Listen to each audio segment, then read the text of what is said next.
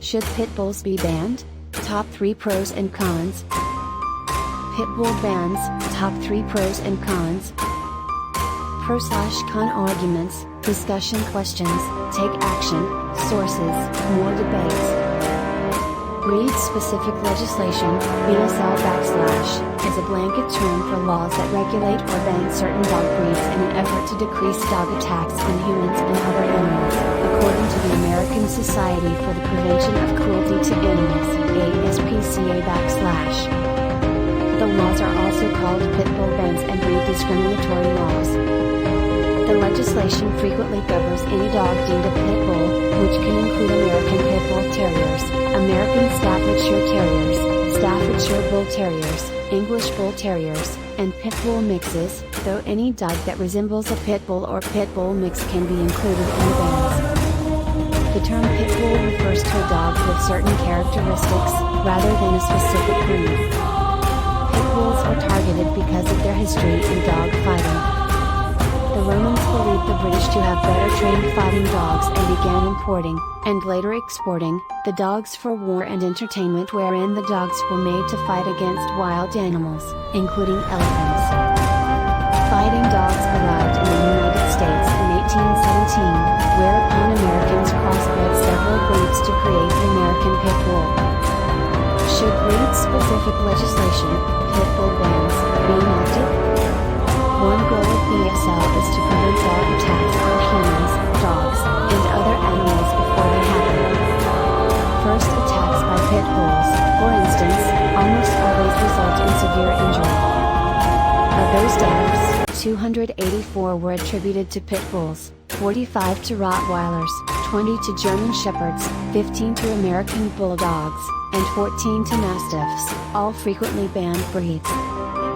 Prior to BSL enactment in Prince George's County, Maryland, there were 853 dog bites reported, 108 from pit bulls, in 1996. 14 years into the ban, 2010, overall dog bites had decreased 43% and pit bull bites were down 35%. In Pawtucket, Rhode Island, BSL was overturned by a judge in 2013, resulting in a tenfold increase in pit bull attacks between 2013 and 2019. Pro 2 BSL is a humane way to discourage pit bull breeding and fighting. And only about 38% of animal shelter admissions are pit bulls, but the dogs account for 63% of shelter euthanizations. Bans of pit bulls are an effective way to prevent more pit bulls from being bred and, thus, more pit bulls from being confiscated and killed in shelters, not to mention preventing the dogs from being tortured in fighting rings.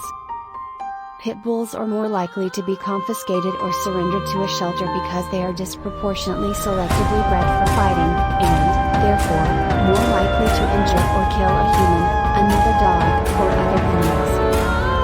Further, pit bull fighting rings are often tied to other illegal activities, including drug possession and distribution, gun distribution, assault, and murder.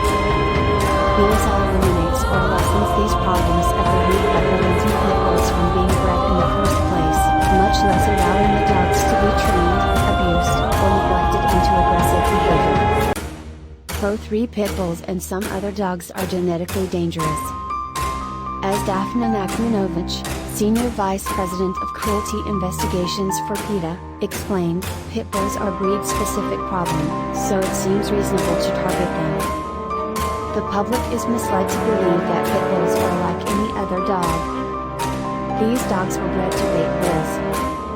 Anderson, PhD, editor of City Journal explained, the dogs have been bred with unique qualities that can make them dangerous. First, the pit bull is quicker to anger than most dogs, probably due to the breed's unusually high level of the neurotransmitter L-tyrosine. BSL is ineffective because it treats the result, a dog bite, instead of the cause, that animal owners. Aragon, Spain, saw no changes in dog bite numbers 5 years before and 5 years after BSL was enacted. People who are breeding or training dogs for illegal fighting or to protect illegal activities will simply turn to another dog breed if pit bulls are banned. For example, following a 2005 pit bull ban in Council Bluffs, Iowa, Boxer and Labrador Retriever bites increased, as did overall dog bites. In 1990, when pit bulls were banned in Winnipeg, Canada, Rottweiler bites immediately increased. When the city changed the law in 2000 to be breed neutral, all dog bites decreased.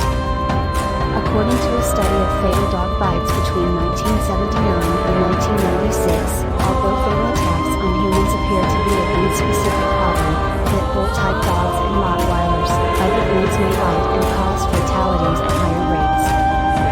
Fatal attacks represent a small proportion of dog bite injuries to humans and, therefore, should not be the primary factor driving public policy concerning dangerous dogs.